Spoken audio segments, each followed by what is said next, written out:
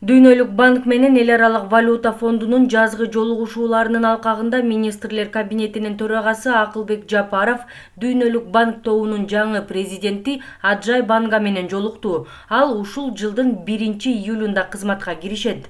Талкуулар Дүйнөлүк банктын Кыргызстанда ишке ашырылып жаткан жана пландаштырылып жаткан долбоорлоруна, ошондой эле туруксуздук өкүм сүргөн дүйнөдө канткенди климаттын өзгөрүшүнө каршы максаттарга жетүүгө боло тургандыгына жасалды.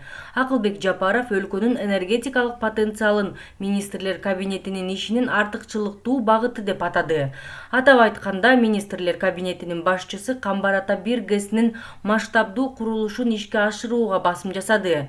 Өз кезегинде Аджай Банга тышкы карызды жашыл жана климаттык долбоорлорго алмаштыруу боюнча министрлер кабинетинин төрагасы тарабынан сунушталган демилгенин маанилүүлүгүн белгилеп, Дүйнөлүк банк аны кылдаттык менен карап чыгаарын белгиледи.